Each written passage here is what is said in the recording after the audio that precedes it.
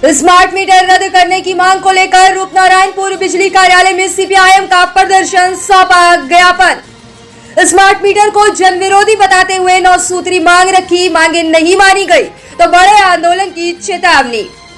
राज्य भर में स्मार्ट मीटर लगाने की सरकारी योजना के विरोध में सोमवार को भारतीय कम्युनिस्ट पार्टी सीपीआईएम की सलानपुर एरिया कमेटी ने रूपनारायणपुर स्थित पश्चिम बंगाल राज्य विद्युत वितरण कंपनी WBSEDCL के सीसी कार्यालय में एक ज्ञापन सौंपा। जी हां, पार्टी नेताओं का आरोप है कि वर्ष 2003 के विद्युत अधिनियम की भावना की अनदेखी करते हुए राज्य सरकार आम उपभोक्ताओं पर जबरन स्मार्ट मीटर थोपना चाहती है। उनका कहना है कि इससे मध्य वर्ग, निम्न आय और मेहनत कश लोगों पर ज्यादा आर्थिक बोझ पड़ेगा।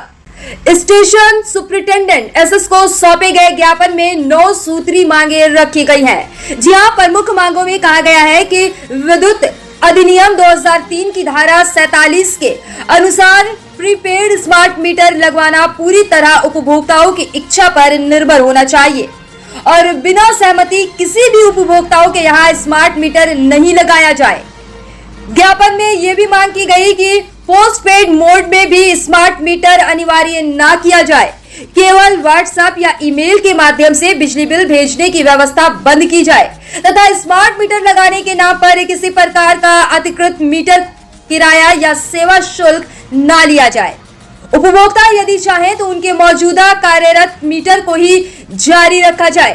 আপনারা এখানে কি জন্য জমায়েত হয়েছে? আমরা এখানে দীর্ঘদিন ধরেই আমরা প্রচার করেছি যে স্মার্ট মিটার, যেটা এই রাজ্যে ভাজপা সরকার আসার পরেই হকার উচ্ছেদের পর গরিব মানুষকে, গরিব ব্যবসাদারকে, ছোট দোকানদারকে উচ্ছেদ করে তাদের সর্বনাশ করার পর যে নতুন উচ্ছেদ সর্বনাশ প্রকল্প নিয়ে আসছে সেটা হচ্ছে স্মার্ট মিটার। স্মার্ট মিটারটা মানুষের পক্ষে, গরিব মানুষের পক্ষে বিশেষত এত বড় একটা ধাক্কা আসতে চলেছে যে এই স্মার্ট মিটার কোনো মতে বরদাস্ত করা যাবে না।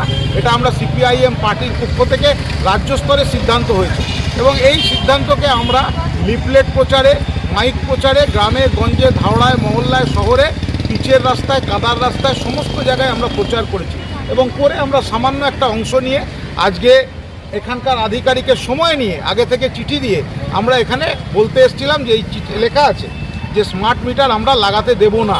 তৎসত্ত্বেও আমরা এখানে এসে দেখলাম যে এখানকার যিনি এসএস যে এত উদ্ধত্ত যে তিনি সেই সময় উপস্থিত থাকেননি। আমরা সেই সময় রাস্তা অবরোধ করলাম, তার কারণ হচ্ছে যে অন্য কোনো তো উপায় নেই, আমরা কথাটা ওনার সাথেই বলবো, অন্য কারোর সাথে তো বলে লাভ নেই। তো রাস্তা অবরোধ করায় স্বাভাবিকভাবে কিছুক্ষণ বাদে পুলিশ এলেন, পুলিশকে দিয়ে তাদেরকে ডাকিয়ে আনতে হলো।